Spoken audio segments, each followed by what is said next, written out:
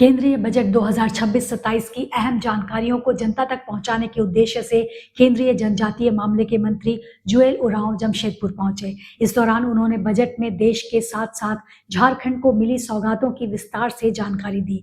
केंद्रीय मंत्री जुएल ओरांव ने कहा कि बजट 2026-27 में रोजगार के नए अवसर सृजित करने, पर्यटन क्षेत्र को बढ़ावा देने और गंभीर बीमारियों की दवाइयों की कीमतों में राहत देने जैसी कई महत्वपूर्ण योजनाओं को शामिल किया गया है। उन्होंने विश्वास जताया कि यह बजट आम लोगों के जीवन स्तर को बेहतर बनाएगा और झारखंड के समग्र विकास को नई दिशा देगा। प्रेस वार्ता में जमशेदपुर के सांसद विद्युत वरण महतो और विधायक पूर्णिमा साहू भी मौजूद रहीं। दोनों जनप्रतिनिधियों ने बजट को विकसित भारत के लक्ष्य की ओर एक मजबूत कदम बताया। कुल मिलाकर केंद्रीय बजट 2026-27 को विकास, रोजगार और जन कल्याण के लिहाज से एक अहम बजट माना जा रहा है।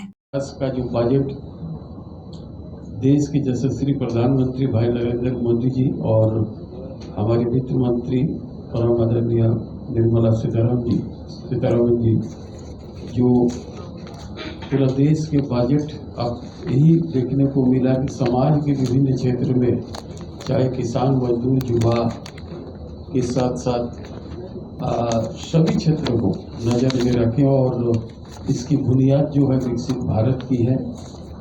और आज आप देखे होंगे कि पहली बार दिव्यांगजनों के लिए भी विशेष इसमें कौशल विकास का भी उत्थान के लिए उन्होंने एक बजट दिए और विभिन्न सेक्टर में इससे खास करके उद्योग, एमएसएमई सेक्टर इसको बढ़ावा देने के लिए ताकि लोगों को रोजगार का सृजन हो और 3 एम्स दिया ताकि स्वास्थ्य के क्षेत्र में भी लोग बेहतर बन सके। इसी तरह आज आप देखें कि आत्मनिर्भर भारत के साथ साथ आज सबसे बड़ी बात है कि ये जो विकसित भारत का हमारा लक्ष्य है, उनका सोच है कि समाज के हर वर्ग को, समाज के अंतिम व्यक्ति को भी हम रोजगार से जोड़ें, खास करके वैसे व्यक्ति को जो किसी न किसी रूप से वंचित है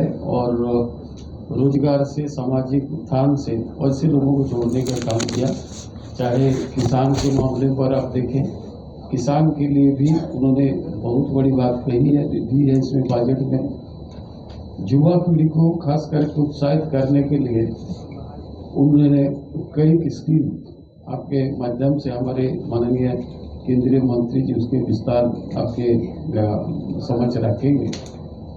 और हमें इस बजट पर खास करके महिलाओं के उत्थान के लिए कई योजना हमारे प्रधानमंत्री जी और वित्त मंत्री जी ने लाए हैं ताकि समाज में जब तक महिला की भागीदारी सुनिश्चित ना हो जाए, बेहतर ना हो जाए तो समाज आगे की ओर प्रगति नहीं कर सकते। इसलिए खास करके महिलाओं की प्राथमिकता दी है ताकि उसका भी विकास के साथ साथ समाज बेहतर और राष्ट्र के निर्माण में सबकी भागीदारी बेहतर हो।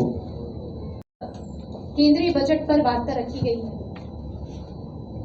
इस केंद्रीय बजट के माध्यम से जो हमारे प्रधान सेवक हमेशा कहते हैं 2047 का जो लक्ष्य है, 2047 का जो लक्ष्य है उसे हम कैसे साध रहे हैं, उसकी ओर कैसे अग्रसर हो रहे हैं, इस बजट में आपको साफ साफ नजर आएगा। इस बजट में महिलाओं पर फोकस किया गया है, युवाओं पर फोकस किया गया है, किसान भाई बंधुओं पर भी फोकस किया गया है। सबसे ज्यादा मैं तो ये कहना चाहूंगी कि युवा और हमारी नारी शक्ति को मुख्य आधार पर लाया गया है और उनके हक की बात कही गई।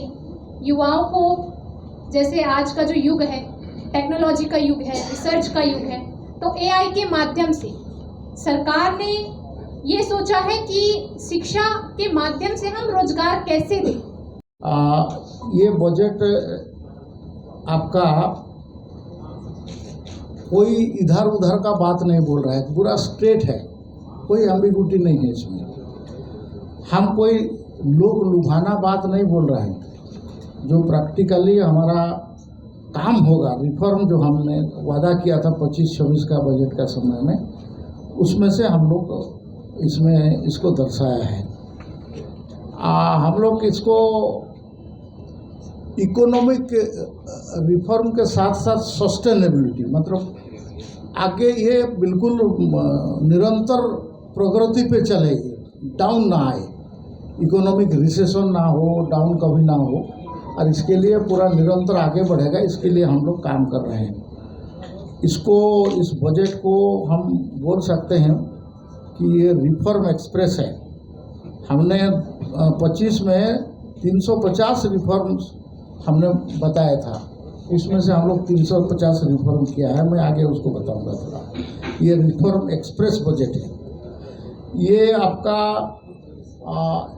Ease of living, ease of doing माने जॉब, इसका है।